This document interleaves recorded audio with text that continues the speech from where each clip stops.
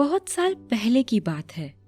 एक नदी थी और उसके दोनों तरफ दो गांव थे, रामपुर और रुद्रपुर।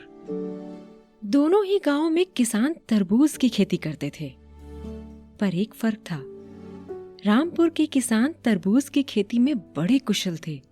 उनके तरबूज बहुत मीठे और रसीले होते थे, इसलिए जब वो बाजार में उन्हें बेचने जाते तो लोग मुंह मांगा दाम देते और ऐसे रामपुर के किसान संपन्न होते गए।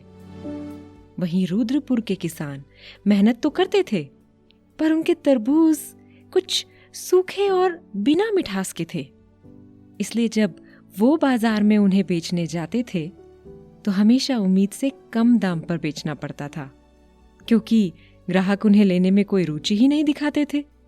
यही वजह थी कि वो रामपुर के किसानों की तरह संपन्न नहीं थे। धीरे धीरे ये फर्क उनकी नजर में आने लगा और वो रामपुर के किसानों से जलने लगे। और जहां ईर्ष्या का बीज एक बार बो दिया जाए, वहां सिर्फ कांटे ही उगते हैं। एक दिन ऐसे ही रुद्रपुर के किसान रात को खाना खाने के बाद एक साथ बैठकर बातें करने लगे। बातों बातों में रामपुर का जिक्र आया। रामपुर का जिक्र आते ही बातों में कड़वाहट भर गई और वो धीरे धीरे गुस्से में बदल गई। और गुस्सा तो जंगल में लगी आग की तरह होता है, एक बार लग जाए तो काबू में नहीं आती। अपनी सोचने समझने की शक्ति खो चुके रुद्रपुर वाले निकल पड़े रात के अंधेरे में अपनी कुल्हाड़ियां लेकर। नदी पर बने पुल को पार कर वो रामपुर गांव में घुस गए और चुपके से वहां की गलियों से होते हुए खेतों में पहुंच गए।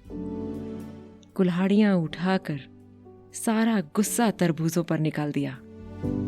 अगली सुबह जब रामपुर वाले अपने खेतों में पहुंचे तो उन्हें अपनी आंखों पर यकीन नहीं हुआ। सारी फसल तबाह हो चुकी थी, कुछ नहीं बचा। एक नजर एक दूसरे को देखा और फिर रुद्रपुर की ओर। वो गुस्से से भर गए और गुस्सा अपने साथ लाया प्रतिशोध की भावना। जैसे को तैसा उन्होंने भी कुल्हाड़ियां उठा ली और फैसला किया कि रात के अंधेरे में वो भी वही करेंगे। पर रामपुर गांव का मुखिया था माधव सिंह, गांव का सबसे बुजुर्ग और सबसे समझदार किसान। वो आगे आया और बोला,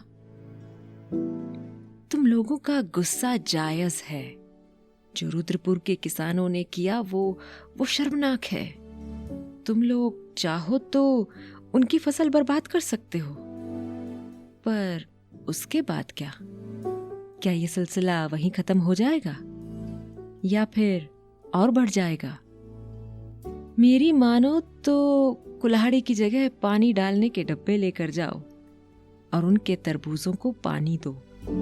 उनकी फसल बेस्वाद इसलिए होती है क्योंकि अभी तक उन्होंने सही मात्रा और सही समय पर पानी डालना नहीं सीखा है। जाओ और सिखाओ। और हाँ, रात के अंधेरे में नहीं, दिन के उजाले में जाओ। पहले तो किसानों को माधव सिंह का यह सुझाव बड़ा अटपटा लगा और प्रतिशोध में जलते कुछ लोगों को यह बड़ी बेवकूफी लगी। पर लोग माधव सिंह को मानते थे, उसकी बात टालना नहीं चाहते थे। तो रामपुर के किसान पौधों को पानी डालने के डब्बे लेकर निकल पड़े। नदी से पानी भरकर पुल पार करके वो रुद्रपुर गांव जा पहुंचे। रुद्रपुर के लोगों ने जब रामपुर के किसानों को देखा तो थोड़ा डर गए, क्योंकि वो यही उम्मीद कर रहे थे कि वो बदला लेने आएंगे। रामपुर वाले बिना किसी से कुछ बोले अपने डब्बे हाथ में लिए गलियों से होते हुए उनके खेतों में जा पहुंचे। रुद्रपुर वाले उनके हाथ में कुल्हाड़ी की जगह डब्बे देख कुछ सोच में पड़ गए।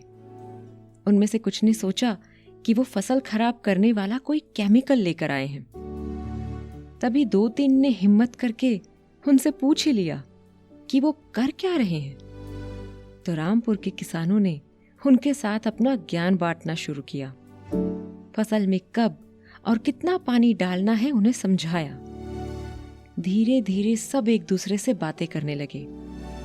रुद्रपुर वाले अपने किए पर बहुत शर्मिंदा थे उस बार उनकी फसल रामपुर जैसी मीठी और रसीली हुई, जिसके उन्हें अच्छे दाम भी मिले।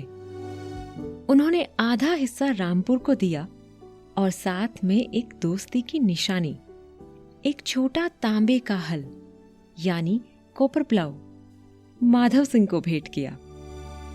तब से दोनों गांव एक समान संपन्न और खुशहाल रहने लगे।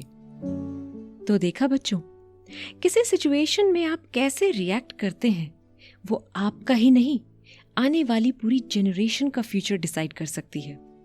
इसलिए गुस्से में ना तो किसी से कुछ बोलिए और ना ही कोई डिसीजन लीजिए, समझे?